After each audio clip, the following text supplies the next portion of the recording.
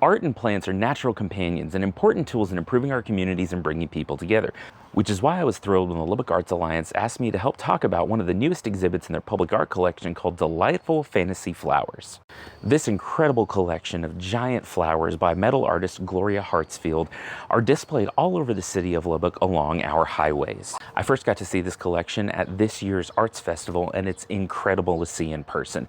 But as part of this series and as part of this collaboration, I wanted to talk about a couple of the specific pieces and the real-life flowers you could put in your garden to recreate this look. This first piece is called Jubilant and is displayed on Marcia Sharp Freeway and Avenue L.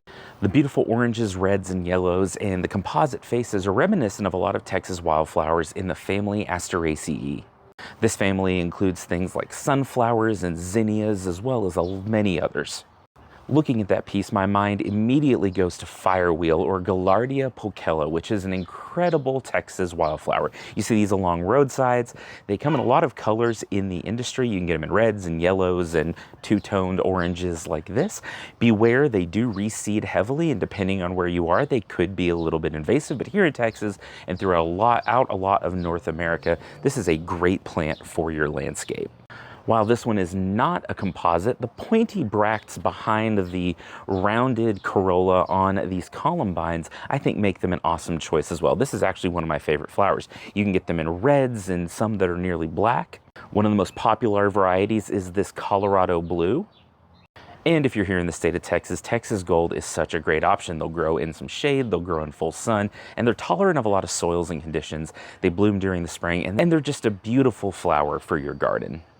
The second piece I want to talk about is called Jolly on Loop 289 and Spur 327. And if you look at how these are named, they're all components of happiness, and this makes me very happy. There's a lot of interesting colors here with the blues and oranges and yellows, and if you're a plant person, you probably know that you don't see a ton of blue in flower colors. There are only specific pollinators, but can see that. But if you mixed something like this phlox with this blue flax, you could get the same effect in your landscape just by combining them. Those clusters of flowers also make me think of yarrow. Now in the trade, you can find a wide variety of colors, from lavenders to oranges to yellows to reds, but the native varieties tend to be a little bit rangier and white or pale yellow. Now these are native throughout North and Central America. They have a lot of great properties, both medicinally and in the landscape. Even the improved landscape varieties support native pollinators very well, and I cannot highly enough recommend yarrow. Delightful Fantasy Flowers is an awesome display, and I hope you get the chance to go out and see it. In the rest of this series, we'll talk about the other two pieces and actually probably go look at some of them in person. And so I hope you enjoyed it. I hope you learned something, and stay tuned for the rest of our Delightful Fantasy Flowers series.